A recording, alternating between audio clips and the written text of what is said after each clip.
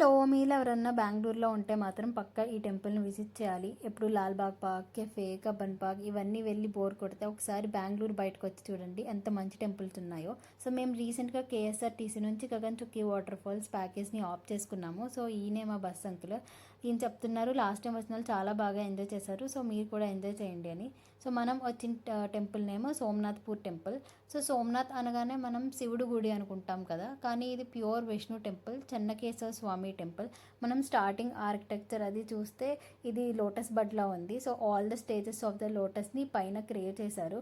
ఇంకా మనం each detailing ఆ స్టాట్యూస్ని అవి చూస్తే చాలా డీటెయిలింగ్గా ఉన్నాయి. అప్పుడే ఇది సోప్ స్టోన్తో అది బిల్డ్ చేశారు, సిమెంట్ ఇవి ఏమీ లేవు కాబట్టి. సో ఇదంతా స్టోనే అనమాట, ఇంటర్లాకింగ్ సిస్టమ్తో కనెక్ట్ చేశారు.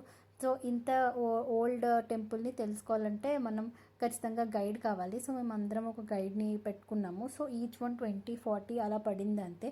సో ఈవిడ మొత్తం కన్నడలో ఫస్ట్ 30 minutes అక్కడ ఏం క్రియేట్ చేశారు, అసలు హిస్టరీ ఏంటి, ఆ స్టోన్స్ అసలు ఏం చెప్తున్నాయి ఇదంతా ఎక్స్ప్లెయిన్ చేశారు. లాస్ట్ 10 minutes కన్నడ రాని వాళ్ళకి మాత్రం ఇంగ్లీష్లో ఎక్స్ప్లెయిన్ చేశారనమాట.